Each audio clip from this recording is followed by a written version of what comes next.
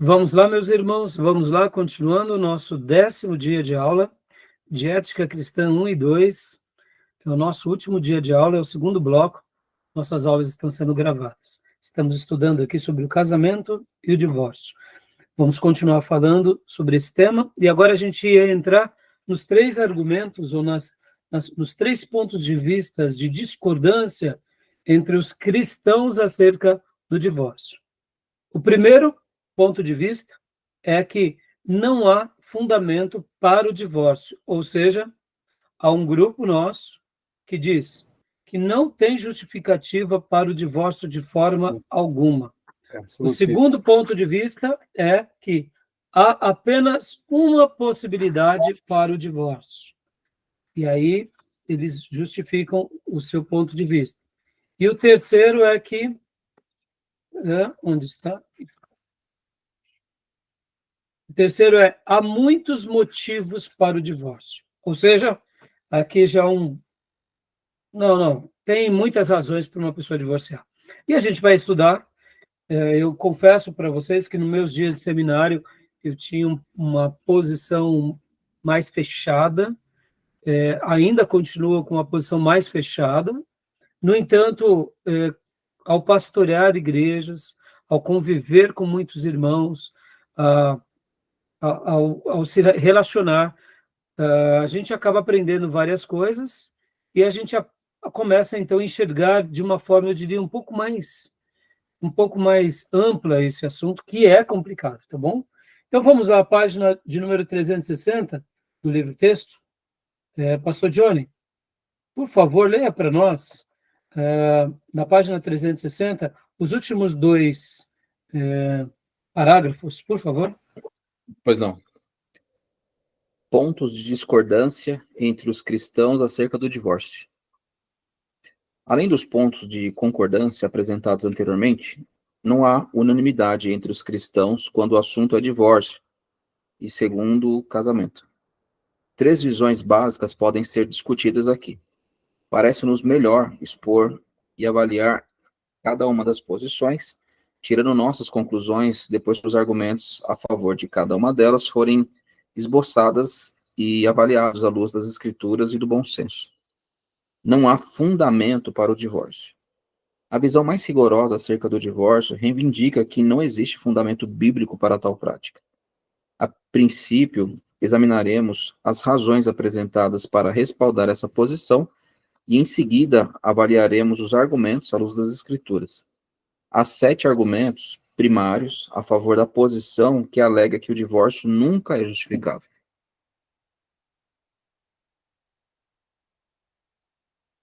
Pastor, sua voz não está saindo aqui. Obrigado. Irmãos, obrigado, viu, pastor Johnny, como você leu. Quem defende essa linha de que não há fundamentos para o divórcio, eu diria que acaba sendo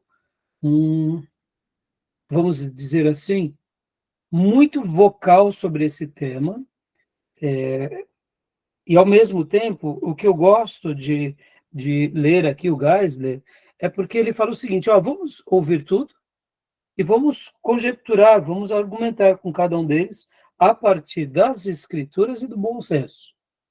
Mas percebam que a proposta dele, em primeiro lugar, são as escrituras. Então, esse é um posicionamento, e indiferente de que se concordamos ou não, a gente precisa aprender a partir dele. Então, pastor Johnny, ele contra-argumenta aqui 7 pontos, leia para nós apenas as primeiras linhas de cada ponto. Tá bom. Então, primeiro ponto, por favor. O divórcio viola o projeto de Deus para o casamento. Posso avançar ou só pega essa primeira frase? Isso, não. Pode ler agora o segundo e dar uma pausa. Jóia. Então, segundo ponto, o divórcio rompe um voto feito diante de Deus. Jóia. Nesses 2 pontos de vista, nós entendemos que Deus cria o casamento e não o divórcio. Vamos lá. O divórcio viola o projeto de Deus para o casamento. E o pecado viola o projeto de Deus para uma vida de relacionamento com Deus. Aí eu pergunto, não pecamos? É claro que a gente não pode colocar também o pecado no mesmo pé de igualdade com o divórcio, no sentido assim, não, já pequei muitas vezes, logo isso me dá o direito de divorciar muitas vezes. Mas o que eu quero colocar como pecado é para mostrar que, assim como somos falhos, o casamento é uma expressão da nossa, o divórcio é uma expressão do quê? De que os seres humanos são falhos. Para que a gente tire um pouco daquela roupagem, né, apenas religiosa. Aqui o segundo ponto, divórcio rompe um voto feito diante de Deus. É verdade, nós não devemos quebrar os nossos votos, porque é melhor não, de fato, não votar do que votar e não cumprir. Mas quantas vezes na nossa caminhada de vida nós refazemos a nossa aliança com Deus? Porque vemos que em algum momento da nossa caminhada nos perdemos. Então, eu quero colocar aqui, já dando aqui um preâmbulo, né, para que a gente possa, de fato, ver o divórcio, mas entender que o divórcio ele é tão sério quanto qualquer outro pecado, mas também que, assim como Deus nos perdoa de qualquer outro pecado, a gente tem que saber que uma pessoa que passou pelo processo do divórcio, ela não é uma pessoa que traz sobre ela uma condenação, porque o que eu quero dizer aqui já de antemão? Quem nunca passou por um problema de divórcio ou teve problemas no casamento, é muito fácil ele julgar aqueles que estão tendo problema no casamento. É muito fácil colocar um rótulo de condenação sobre alguém que foi divorciado. E é isso, esse é o ponto que eu quero destacar aqui, para que a gente, como eu disse no bloco anterior, não trate o divórcio como se fosse uma blasfêmia contra o Espírito Santo, mas também que não avacalhe, levando o divórcio àquilo que nós chamamos de graça livre ou graça barata. Porque hoje o que tem acontecido é isso. Hoje a gente não tem problema de falar sobre divórcio. Hoje o problema do divórcio que virou o quê? A graça barata. E vocês já sabem de pastores que já casaram aí 6, 7 vezes, né? Ou seja, avacalharam, né? Entendeu? Se um cristão passando pelo segundo casamento já é complicado, imagina um pastor. 5, 6. Eu me lembro de um pastor, Pastor inclusive. Gretchen. Oi? Pastor Gretchen. Pastor Gretchen. Boa, Júlio. Eu me lembro de um pastor. Essa eu não conhecia. Essa eu não conhecia. Boa. Boa. Muito boa, meu. Eu conheci um pastor, irmãos, que ele se colocava, né, como um grande avivalista, mas ele já tinha casado 4 vezes já. E toda vez que alguém vinha falar com ele sobre os casamentos dele, aí ele conjecturava dizendo, não, a irmã não era convertida, espiritualizava, mas já estava no quarto, entendeu? Aí eu pergunto, que avivamento é esse que sacode a vida de muitos, mas não segura um casamento? Estão entendendo, meus irmãos, aonde a gente chegou? E por que o povo avivado e pentecostal, e principalmente neopentecostal, faz vista grossa sobre esse tema? Porque eles querem aquilo que nós aprendemos lá atrás, ainda nessas aulas de ética, aquilo que nós falamos, lembra do antinomismo, generalismo, e depois nós falamos sobre o relativismo? O generalismo, tanto quanto o relativismo, o que importa são o quê? São os resultados, ou tudo é relativo, lembra? Então percebam que um pastor, que ele continua fazendo a sua obra, a igreja não tem critérios de avaliação, só porque ele é um figurão, tem uma palavra, muitas vezes, aparentemente de avivado, ou tem dons espirituais, mas para mim tudo isso é muito questionável. Por isso que a gente, aqui eu não quero fazer um juízo de valor, mas ao mesmo tempo não tenho como abrir mão disso. Ora, como que ele vai ser considerado um homem de Deus passando por tantos relacionamentos assim? E detalhe, não era porque ele ficou viúvo, é porque divorciou. Então, para mim, é um tipo de situação que não serve. Essa é meu posicionamento. Perceba, eu estou aqui lendo com vocês os pontos de vista, os argumentos primários a favor da posição daqueles que alegam que o divórcio nunca é justificável. Já estou dando aqui um preâmbulo, mas eu estou indo também para um equilíbrio, porque o outro ponto de vista, que é a graça barata, ou uma vida espirituosa, cheia de poder, mas que não se mantém num casamento, para mim não serve. Estão entendendo? Por quê? Porque nós estamos seguindo, em primeiro lugar, as Escrituras, e em segundo lugar, o bom senso. As Escrituras afirmam marido de uma só mulher. Se ele é um pastor, tem que ser marido de uma só mulher. E o bom senso? Não é conveniente um líder religioso passando por tantos relacionamentos. Então, é o meu ponto de vista. O terceiro aqui, leia para nós, pastor Johnny, até a metade do capítulo, porque aqui esse ponto ele é bem interessante. Ele vai colocar aqui uma explicação sobre a questão do adultério. Pode ler, pastor Johnny, por favor. Terceiro ponto. Jesus condenou todo tipo de divórcio. No Evangelho de Marcos, capítulo 10, do 1 ao 11, quando Jesus foi inquirido acerca do divórcio, ele disse que para isso não havia nenhuma exceção. Essa mesma posição foi afirmada no Evangelho de Lucas, capítulo 16, verso 18. A conhecida exceção encontrada na passagem paralela do Evangelho de Mateus, no capítulo 19, do verso 1 ao 9, e no 5:32, não se refere à aprovação do divórcio por motivo de adultério, mas sim à anulação do casamento por motivo de um ato de fornicação ocorrido antes do casamento, verso 9. Essa interpretação é coerente com a ênfase judaica encontrada no Evangelho de Mateus e com a lei judaica sobre a falta de castidade antes do casamento, que era motivo suficiente para uma anulação. De acordo com a lei judaica, o termo homem, no sentido de esposo, também faz referência a um homem estando na condição de noivo, Deuteronômio 22, do verso 13 ao 19, e Mateus, capítulo 1, do 18 ao 25. Além disso, no Evangelho de Lucas, Jesus não apenas admitiu que não havia nenhuma exceção para o divórcio, como também afirmou, de forma categórica, abre aspas, todo aquele que se divorcia de sua mulher e casa com uma outra comete adultério, e quem casa com a divorciada também comete adultério, fecha aspas, e Lucas 16, 18.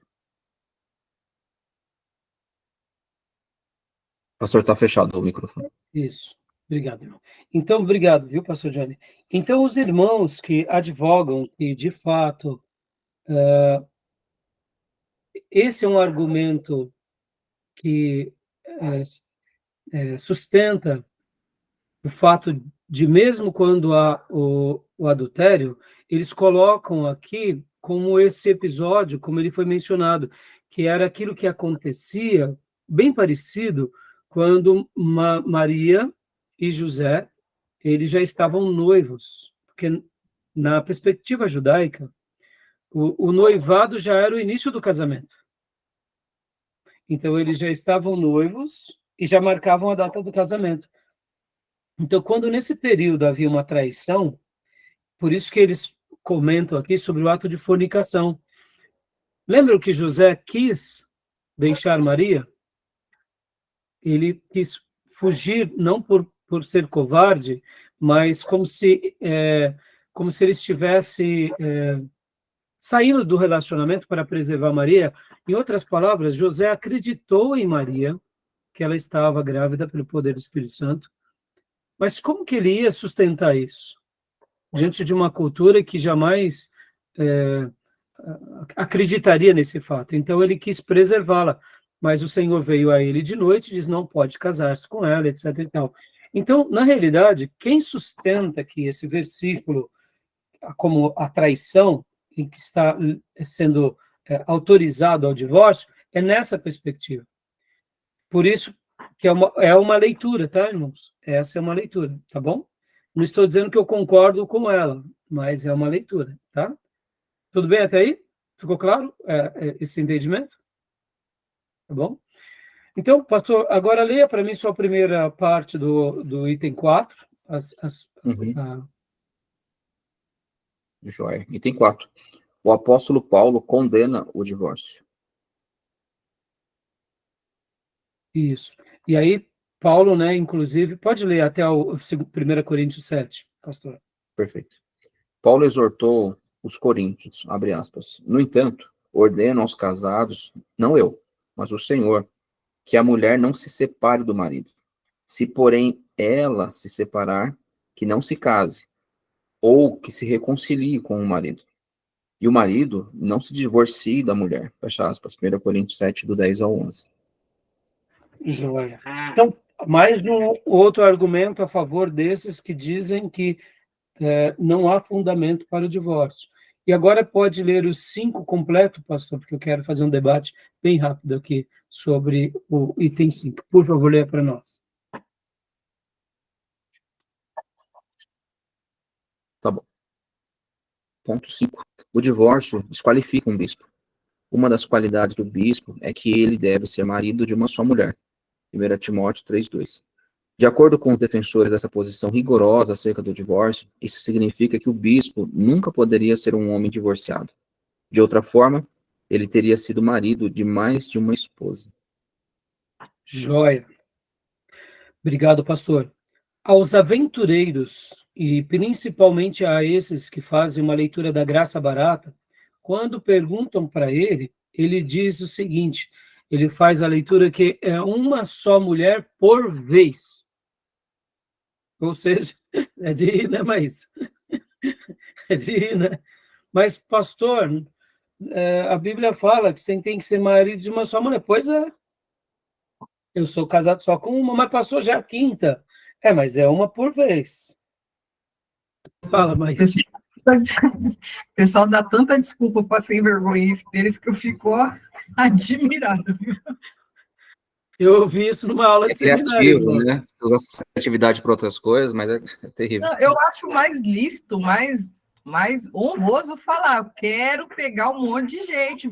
Tá lidando com a sem vergonha, isso já fala na cara, gente. Agora fica metendo esse louco. Desculpa o linguajar, mas eu... Mas é isso, Maísa. Mas você concorda, Maísa, que para que não pega bem, né, para um líder religioso, então você tem que dissimular, você tem que fazer você tem que pousar. Percebam, irmãos, como a hipocrisia não combina conosco, como a sagacidade não combina conosco. E deixa eu até dizer uma outra coisa aqui, viu, irmãos?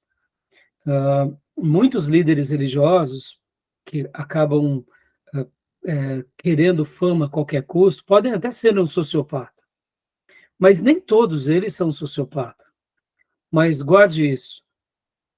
Quem gosta de ficar se defendendo atrás de uma roupagem religiosa, se não é um sociopata, é um megalomaníaco. Guarde isso.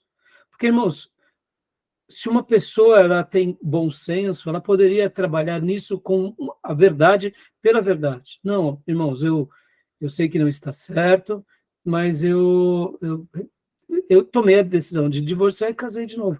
Só que aí não combina com a roupagem do sacrossanto, né? Por isso que eu chamo de megalomaníaco. Porque eles têm que dar um jeito de simulando meios para justificar a sua sem-vergonhice. E por isso que sua risada e suas palavras casam muito bem. Bom, mas voltando aqui sobre esse ponto, o divórcio desqualifica um bispo. O que vocês acham? Concordam com isso, irmãos? Casos e casos, né, pastor? Mas... eu acho que não, se ele estiver dentro daquelas exceções que Jesus coloca. Porque o cara separou dizendo que é incompletude de gênio. Aí não dá, né? Não tem condições. Aí as desculpas, né? Então, um monte de desculpa para escapar, para ter o subterfúgio para justificar o novo casamento. Com base em Jesus falou aquelas exceções, por exemplo, o caso lá, né? Que é o adultério, que é a infidelidade. Eu falo assim, que de forma extensiva, né? A fidelidade vai para o volta do casamento. Só que tem coisa que é banal, é coisa que dá para reconciliar. Mas a questão da infidelidade, da traição para o outro cônjuge não é obrigado a manter. Se ele perdoar, tudo bem. Se ele não quer ir continuar o casamento, ok. Mas ele tem esse direito de dizer, não quero mais porque fui traída. Então, quebrou a fidelidade. Então, obrigado, viu, Júnior? E é isso aí. Como você disse, como a Maísa, né? Há casos e casos, né? Querem comentar mais alguma coisa, irmãos? Johnny, pastor Johnny? Não, concordo com o Júnior. Calma aí. Pensa igual também. Não, pensa igual. Eu quero só destacar um único item. Existem as exceções. Jamais façamos das exceções regras. Quero lembrar de 2 grandes exceções na história. John Bunyan e John Wesley. Homens muito piedosos que tiveram dificuldades na área conjugal, mas não fizeram das suas dificuldades uma exceção permissiva para a vida dos seus adeptos. Pelo contrário, ensinaram o que era correto e se dedicaram naquilo que era correto. Líderes piedosos, quando eles têm fracassos em alguma área, eles não sustentam o seu fracasso e revestem aquele fracasso de espiritualidade. Eles admitem, eles viram a página e ensinam o que é correto. E ponto final. Tá bom? Então é isso aí. Joia. E leia para nós, Pastor Johnny, apenas a primeira parte do 6º e do 7º, por favor. Pois não. O primeiro parceiro é o parceiro verdadeiro. Isso, item 6. E o 7º, o divórcio viola a tipologia sagrada. Joia. Quando fala do item 6, é quando vem daquela ideia da mulher samaritana, né? Quando ela disse, eu não tenho marido. E Jesus responde, você foi sincera, porque já teve 5 maridos, e o que tem agora não é teu, né? Então, está dando essa base bíblica. E o 7º, né? Uhum. O divórcio viola a tipologia sagrada, é quando, né, de acordo com Paulo, a esposa está para o marido, assim como a igreja para com Cristo. Então, comparar o nosso casamento humano com Jesus e com a igreja, a gente sabe que essa é a referência, mas nós não somos como Jesus e como a igreja, né? O que eu quero dizer é que a gente aprende e segue, mas nenhum homem é como Jesus e nenhuma mulher é como a igreja. Mas a gente segue esse princípio. É por isso que nós, maridos, devemos amar as nossas esposas e se doar ao ponto de, se preciso for, morrer pelas esposas.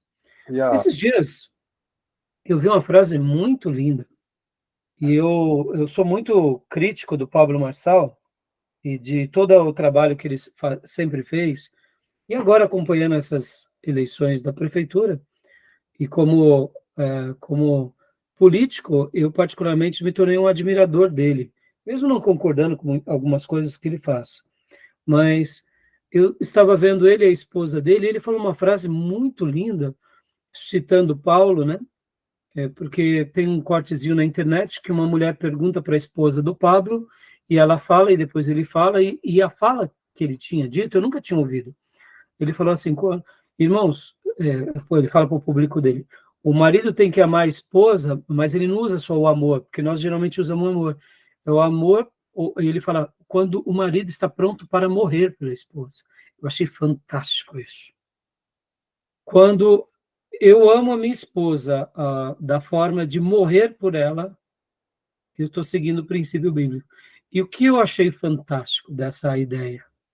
Porque aqui a gente vai para o que de fato significa o amor, né? Quantos são os homens que dizem que amam a mulher, mas não dedicam um braço pela mulher, né?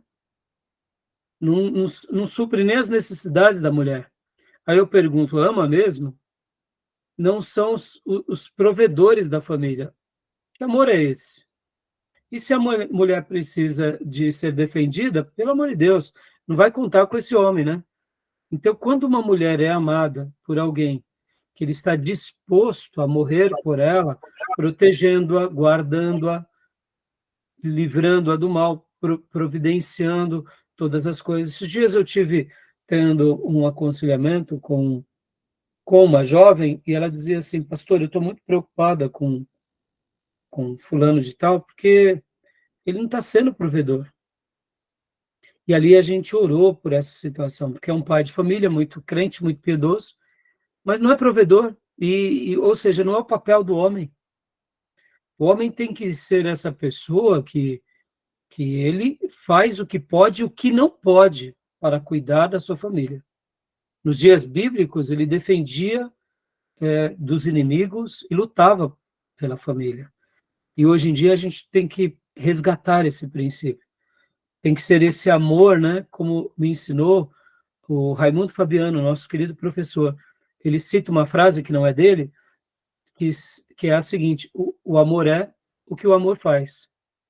Então, quando uma mulher é de fato amada por um homem, e esse amor desse homem é um amor pronto a se preciso for morrer por essa mulher, logo ela vai ser submissa a essa pessoa.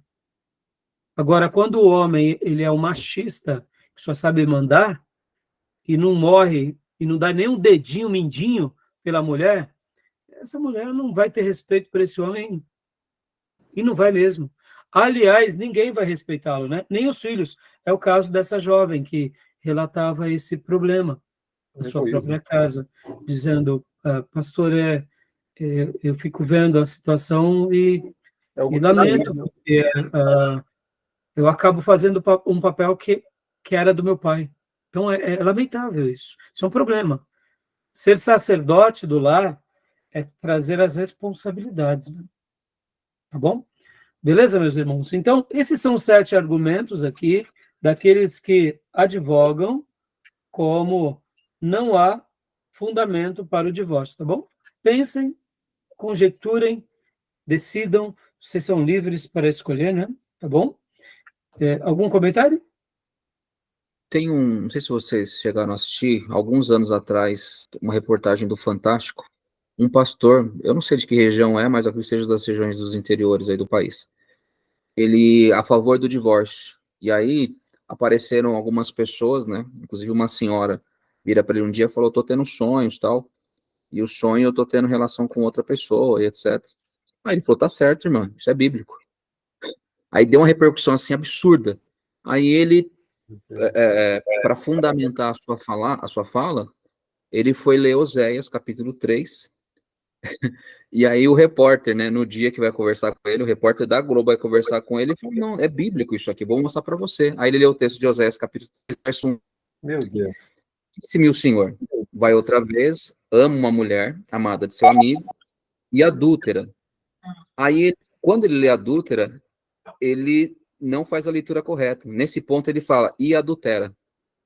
Ou seja, um erro de leitura trouxe uma interpretação extremamente ignorante, né, ao ponto dele ensinar para a igreja e para uma série de outras pessoas. Meu Deus. O mais triste é que o repórter corrigiu ele, né? Pois é, o repórter que vai corrigir. Loucura. Eu cheguei a ver, pastor, obrigado pela lembrança, e graças a Deus ele cai em si, né? E ele não sei, né, que ele caiu em si, não ele foi confrontado ali, né? Isso parece que depois do desfecho, ele caiu em si, viu que ele realmente fez uma leitura totalmente errada, desprovida, e se arrumou. E daqueles que pegam uma leitura errada, uma prática errada, ainda sustentam, né? Pelas visões e revelações, né? Se não me falha a memória, não é isso, Maísa? Eu acho que ele caiu em si, né? De acordo com a correção do repórter, né? Pois é, pastor, para você ver o quanto... Não, desculpa, pastor, eu não sei se de fato ele caiu em si ou se ele ficou envergonhado ali, mas não tinha nem o que fazer, tinha gerado até uma criança. Né? E, irmão, você vê, a gente está comentando aqui sobre essas questões, porque eu mesmo cheguei a conhecer irmãos que frequentaram igrejas independentes. Olha só como é importante a gente estar estudando, aprendendo com as experiências uns dos outros, aprendendo com um homem como Norman Geisler, discutindo, conjecturando com as experiências de grandes outros pastores, nem para que a gente vá para um extremo mundano, nem para que a gente vá para um legalismo, que a gente se aprofunde na Bíblia. Como eu dizia, eu conheci irmãos de uma igreja em que era uma igreja independente, uma igreja onde tinha uma missionária que tinha dons, e ali a igreja foi sendo estabelecida, e aqueles jovens daquela mesma igreja foram se casando e foram tendo filhos, e os problemas foram acontecendo. E, naturalmente, alguns casamentos viviam em muitos embates por causa de questões de temperamento, e ali a missionária, muitas vezes, para tentar solucionar os problemas, via que o irmão A combinava melhor com a irmã B. E o irmão C, então ela dava um jeito de unir esses relacionamentos meio que, não, irmão, é assim mesmo, eu vejo que você não combina muito com ele, ou seja, olha que balaio de gato. Por isso, ser um líder religioso não é uma brincadeira. Eu sei que muitas pessoas iniciam com piedade, mas por isso que sobre nós repousa uma responsabilidade muito grande, e a gente vai ser julgado por cada uma dessas decisões. Tratar agora sobre o divórcio não é algo leviano. É uma realidade que está diante de nós, mas a gente tem que ser muito criterioso. Para quê? Para que não erre, para que a gente tente lutar pelo casamento. E quando ocorrerem as exceções, que a gente possa tratar como, de fato, exceções. Nunca como regras. Né? O caso que ele usou aí foi tão infeliz do contexto de Oséias, que Oséias não é para divórcio. A referência é para manter o casamento. É casar com a adúltera, né? Exato, é totalmente o contrário, porque Deus faz isso com Israel. Ali é o exemplo típico: Israel é infiel, infiel, infiel. É, E a figura do marido é Deus que ama o infiel Israel. exatamente. Joia. Então, agora, irmãos, vamos para o próximo ponto, que é: há apenas uma possibilidade para o divórcio. Leia para nós, Maísa, por gentileza, página 362. No meio da página, por favor. 362, né? Isso. Há apenas uma possibilidade para o divórcio. Muitos cristãos acreditam que há apenas uma causa justificada para o divórcio, o adultério. O casamento de pessoas divorciadas não é permitido, uma vez que elas estariam vivendo em pecado. Mateus 5:32. Esse argumento baseia-se em várias considerações. 1. Jesus afirmou explicitamente que o adultério constitui motivo para o divórcio. Os proponentes dessa visão favorecem a interpretação de Mateus 19:9, como apresenta na versão Almeida século XXI. Mas eu vos digo que aquele que se divorciar de sua mulher, a não ser por causa de infidelidade, e se casar com outra, comete adultério, grifo nosso. Eles apontam para vários fatores que são favoráveis a essa posição. A palavra grega utilizada é porneia, que se refere a práticas sexuais ilícitas, envolvendo tanto pessoas casadas como não casadas. Ver Atos 15:20 e Romanos 1:29. Nessa mesma passagem, a palavra é usada em paralelo com a palavra adultério, indicando com isso um intercambiamento entre ambas. Pode continuar lendo, por favor, Maísa, porque são 3 parágrafos bem objetivos, né? 2. Jesus repetiu essa exceção em uma passagem paralela. Jesus não apenas afirmou que o adultério é motivo para o divórcio quando foi questionado sobre o assunto. Ele também afirmou a mesma verdade no Sermão do Monte. Eu, porém, vos digo que todo aquele que se divorciar de sua mulher, a não ser por causa da infidelidade, torna adúltera. Quem se casa com a divorciada comete adultério. Mateus 5:32, grifo nosso. Tendo em vista a repetição da exceção no Sermão do Monte, argumenta-se que as outras referências em Marcos 10:1-9, Lucas 16:18, e que nenhuma exceção é mencionada, precisam ser entendidas à luz da exceção ao adultério claramente mencionada em Mateus. Ou seja, obrigado, Maísa, até aí. Fica muito claro sobre essas duas passagens que aqueles que advogam que só há uma possibilidade para o divórcio, que é baseado aqui no adultério. E agora leia o último texto para nós, Maísa, por favor. Antes da Maísa, eu queria fazer só uma pergunta. Pois não. É o caso da regra, né?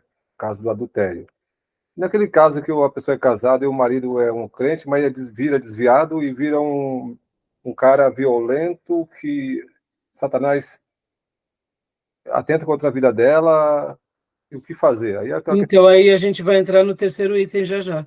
Ah, tá. No terceiro item, né? A gente vai chegar lá. Então, por favor, Maísa, por favor. Página 363. 3. Paulo concorda com a visão de Jesus sobre o divórcio. Paulo afirmou a posição de Jesus sobre o divórcio em caso de adultério, pelo menos implicitamente, se não o considerarmos explicitamente. Ao indicar a autoridade de Cristo e lembrar as suas palavras sobre esse assunto, o apóstolo foi bastante cuidadoso e valeu-se de frases como: não eu, mas o Senhor. 1 Coríntios 7:10. Até mesmo quando Paulo dizia eu, não o Senhor, ele não estava contradizendo Jesus, mas meramente notando que, embora Cristo nunca tivesse falado do assunto em particular, ele havia concedido a Paulo a revelação necessária, por meio do Espírito. Desculpa. Conforme 1 Coríntios 2:13, 7:12, 40, 14 e 37. Além disso, alega-se que Paulo reconheceu a legitimidade do divórcio, mas se o incrédulo se separar, que se separe. Nesse caso, nem o irmão nem a irmã estão sujeitos à servidão, pois Deus nos chamou para vivermos em paz. 1 Coríntios 7, 15. Ótimo, obrigado, Maísa. Então, irmãos, olha só que interessante. Aqui já tem uma outra parte importante. Há aqueles que advogam que não tem justificativa para o divórcio. Há o segundo grupo que diz, sim, só quando há adultério. Bom, o autor continua dizendo, em suma, de acordo com essa visão, há apenas um fundamento para o divórcio, que é o adultério. Os divorciados não podem casar novamente. E se eles se casarem, eles passam a viver em relação de adultério. Aqueles que se casam com pessoas divorciadas estão induzindo-as a pecar, uma vez que o divorciado, aos olhos de Deus, está na realidade casado com outra pessoa. Ou seja, esse segundo grupo diz o seguinte, tá bom, é adultério, você se divorcia, mas você se divorcia sem nunca mais casar. Porque se você casar, o seu cônjuge casar, ele está cometendo adultério. Então, essa é a segunda teoria. E agora, a terceira teoria, é aí onde entra o que o Júnior falou.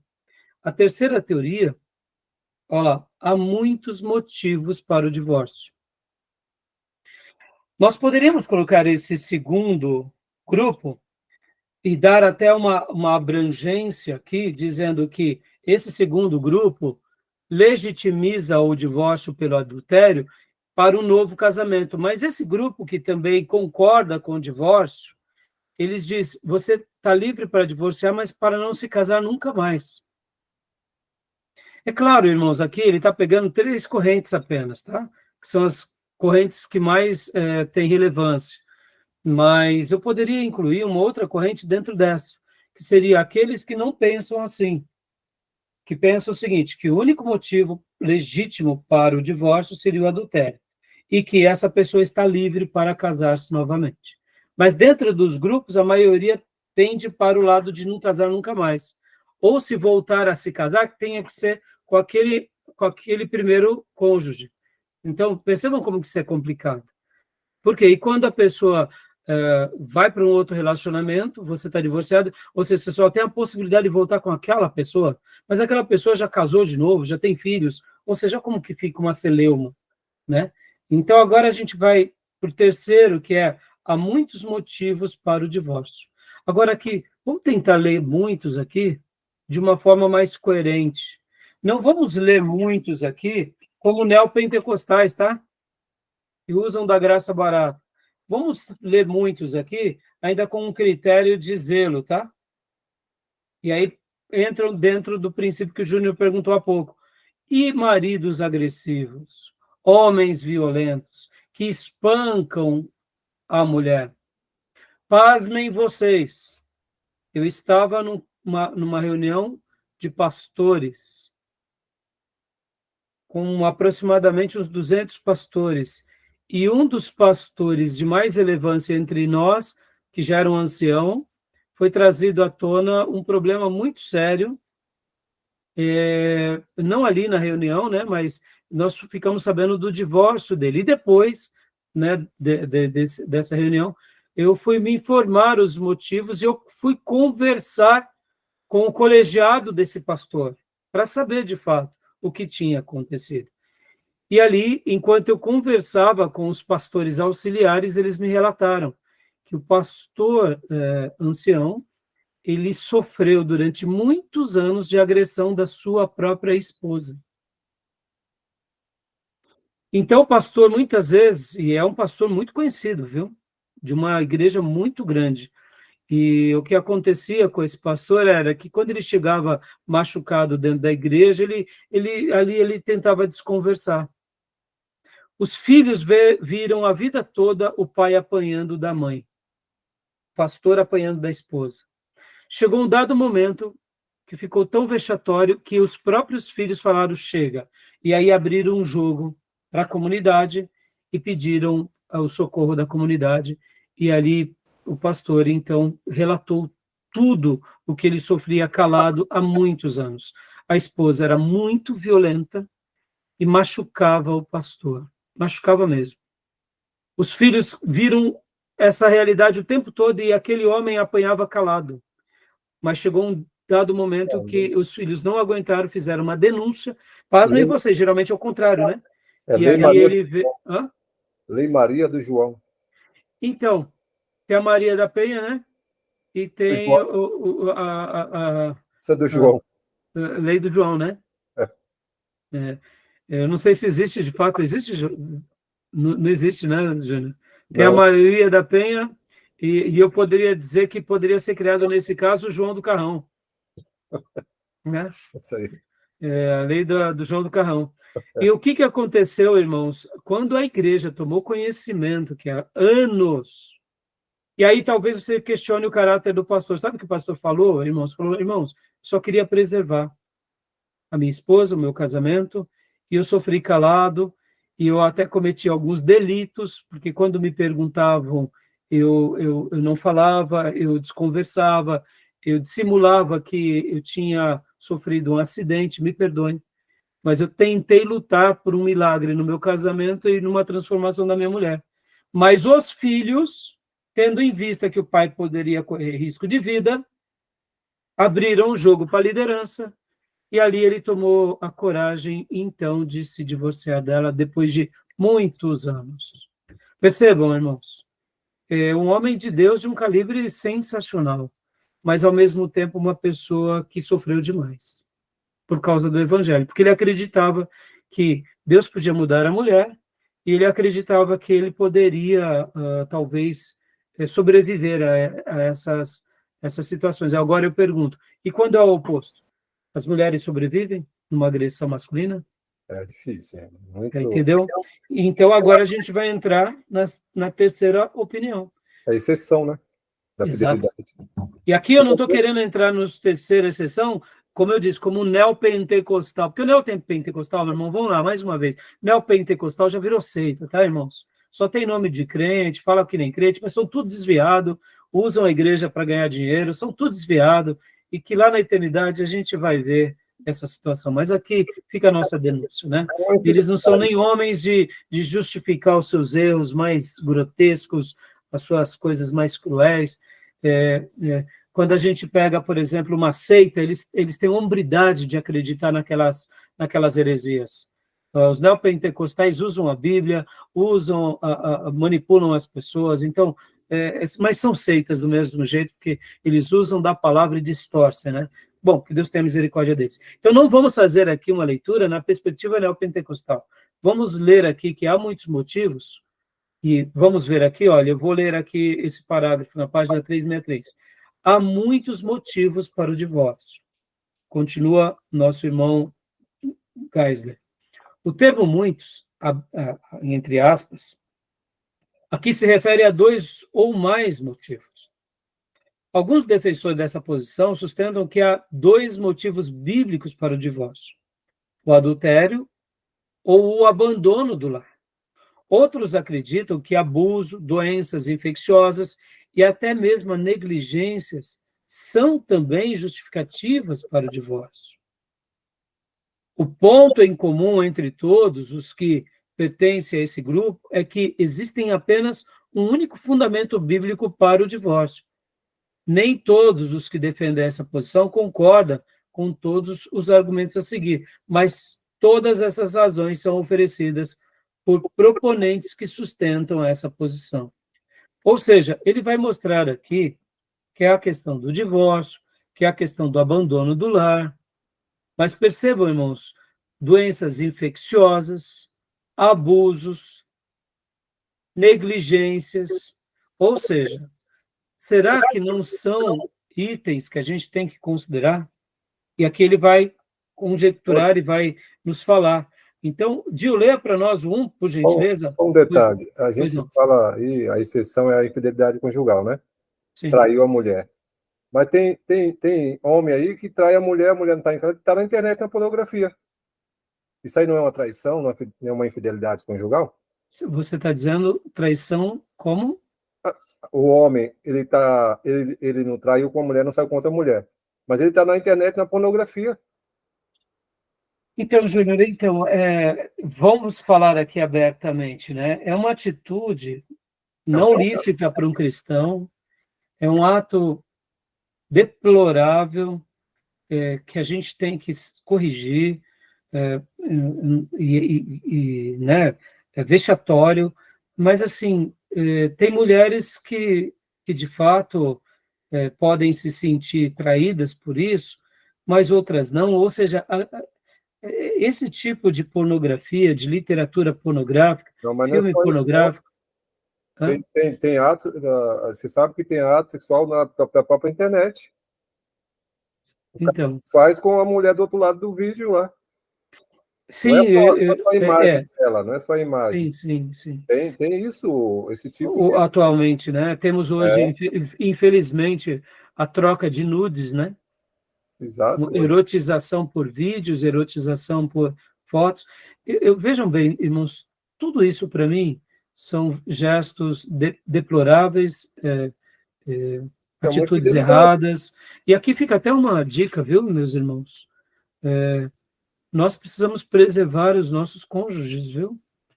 Eu sei que um casal, no momento de intimidade, pode até querer flertar com certas liberdades, mas eu acredito que isso não se ajusta a um servo de Deus. Porque no momento que você registra uma foto, mesmo que seja do seu ente querido, um dia isso pode vir a ser invadido e é uma quebra de privacidade. Eu sei que hoje é algo que se tornou comum, mas eu acho que são gestos que não enobrecem a nós e não deixam um legado de honra, porque o sexo e a privacidade é algo íntimo que tem que ser preservado somente para os dois, diante das suas experiências e diante das suas alegrias. Pastor, mas e se eu quiser gravar com meu marido e minha esposa? A pessoa pode fazer, mas eu acho que você vai deixar ali um legado que não é bom. É um legado pornográfico, como um servo de Deus. Nós sabemos que temos intimidade, nós não precisamos ser aqui retrógrados de dizer que não lidamos com sexo. Até abre aspas aqui, eu acho que o casal maduro, dentro de 4 paredes, ele resolve o que ele quer fazer com o cônjuge. Eu não quero entrar no mérito aqui de situações, mas o sexo é algo abençoado no casamento, mas eu acho que certas erotizações podem se tornar engodos e laços para o próprio casal no futuro. Pode abrir precedentes e pode gerar vulgaridades. Então, agora, sobre o que você falou, Júnior, são coisas mais novas, né? Mas seria um gesto também indecoroso e vexatório, né? Também na questão da infidelidade. Não necessariamente ele saiu com aquela mulher e traiu a mulher com a outra. Isso aí já é uma traição. E, assim, mesmo que não seja, né, aplicado, quem sabe, por um juiz como um ato de fato de adultério, mas foi uma intenção de. E aqui se iguala aquilo que Jesus disse, né? Se eu adultero no meu coração, eu já peco, né? É um gesto pecaminoso e por isso que não deve servir para nós, tá bom, meus irmãos? Fica aqui a recomendação, tá bom? Agora, indo aqui para os pontos, irmãos, olha, Paulo aprova o divórcio por deserção, né? Gil, leia para nós, por gentileza, esse ponto. Por abandono, né? Por abandono. O último parágrafo Qual da página ponto que é, pastor? 363. Página 363, último parágrafo. Ah, sim. Paulo aprova o divórcio. Posso ler, pastor? Por favor. Paulo aprova o divórcio por deserção. Por deserção. Quando Paulo diz, se o incrédulo se separar, que se separe, 1 Coríntios 7, versículo 15. Ele está falando de abandono e não de adultério. Não existe nenhuma referência ao adultério nessa passagem. Ela apenas declara que ele ou ela se separa. Em outras palavras, trata-se do abandono da parte do incrédulo. E Paulo diz que, nesses casos, o parceiro remanescente e fiel não está mais obrigado, entre aspas, a cumprir os votos matrimoniais. O cristão deseja cumprir os votos, mas fica impossibilitado de fazê-lo, uma vez que o outro parceiro decidiu abandonar o casamento. Essa posição em que se alega que o divórcio é permitido somente em casos de adultério ou abandono por parte do incrédulo está expressa no capítulo 24 da Confissão de Fé de Westminster. E por que os nossos irmãos acabaram incluindo esse fato? Porque eles viram na própria experiência de vida deles isso acontecer entre muitos irmãos. Ou seja, irmãos, nós precisamos saber lidar com isso de uma forma muito clara. Existe, infelizmente, a questão do abandono. Então, nós deixaremos a pessoa presa numa situação em que uma das partes quer partir? Não. Diga, Júnior. Eu quero o seguinte, isso aí que está falando, se casa muito bem com Mateus 19:9, abandono, Jesus fala, aquele que repudiar sua mulher, a não ser por adultério, ele casar com outra, comete adultério, comete adultério também. E a abandonada, que só pelo abandono, e não for por adultério que o cara abandonou, ela casar também comete o adultério. Sim, mas aqui, Júnior, está dando aquela ideia mesmo, no sentido do abandono mesmo, principalmente quando uma das partes... Vamos pegar um exemplo, Júnior. Por que Paulo ele abre esse lado do incrédulo com mais propriedade? Porque como ele começou agora a evangelizar gentios, e muitas das famílias, nem todos os casais se convertiam, alguns desses irmãos, o cônjuge não queria mais conviver com eles e queria seguir a vida. E é por essa razão que Paulo está dando aqui uma palavra direcionada por Deus, dizendo, olha, não se separe. No entanto, se ele quer ir, não o impeça, dando essa ideia, né, de uma separação, já que o outro quis seguir um rumo, dando aquela ideia de que nós não podemos opinar sobre o outro. Sim, mas eu entendo, mas o texto de Mateus também é repudiar também. Só que lá dá uma ideia, talvez um pouco diferente, no sentido de, vamos dizer assim, como foi no caso daquela igreja que eu mencionei há pouco. Não está dando certo com essa, troca, sabe, uma ideia mais entre o próprio povo, aquela ideia mais comum da carta de divórcio, porque se concorda que, assim como o divórcio, ele nasce por causa da dureza de corações, a questão também da poligamia nasce por causa da dureza de coração. Sim. E o que acontece? Numa cultura que vai valorizando isso, chega uma hora que avacalha, né, Júnior? Sim, mas eu quero dizer o seguinte, o texto lá, como o de Corinto, o texto de Jesus está falando assim, não é que está sendo permissivo, ele está falando assim, não, o padrão é não separar, mas se separar, repudiar, se você repudiar, se não for pela questão do adultério, você casar, você vai cometer adultério. Ou seja, está dizendo não é para casar. Sim, não é para casar, exato. É que aqui, como a gente já está abrindo outras possibilidades para o divórcio, aqui seria o abandono nesse sentido, né? Porque, esquecendo aquele argumento, né? Indo para os outros argumentos de que não seja somente por causa do adultério, mas por causa de deserção mesmo. A pessoa simplesmente quis ir. Né, pensando nesse princípio, vamos imaginar aqui, Paulo, ele estava escrevendo... Para separar, eu entendo, para poder... há a possibilidade nesse caso. Desse caso, exato. Só que no caso ele não pode casar. Então, aí onde entra a compreensão desse terceiro motivo, Júnior. Porque há muitos motivos para o divórcio. No entanto, como ele disse aqui, o termo muitos, aqui referido, né, o termo, voltando um parágrafo acima, o termo muitos aqui se refere a dois ou mais motivos. Alguns defensores dessa posição sustentam que há 2 ou mais motivos bíblicos para o divórcio: o adultério ou o abandono do lar. O Entendi. marido, vamos Entendi. pegar um caso aqui, Júnior, bem típico da nossa cultura. O nordestino sai lá do Nordeste e vem trabalhar em São Paulo. Chega aqui, ele arruma Entendi. 2 outras mulheres. E a mulher lá está piedosa, esperando o marido, e ele está aqui já com 5 filhos, de 3 relacionamentos, e ele quer ainda a mulher lá, mas ela é serva de Deus, ou seja, ele abandonou o lar. Sim. Ele veio para trabalhar aqui, ele se ajeitou. E aí, Uhum. nesse caso, a compreensão desse terceiro Sim, sim, grupo sim. é: não, ele abandonou. E não, Aí ele é não está interessante. livre. Porque, pense assim, Júnior, né? O divórcio é sempre o pior caso.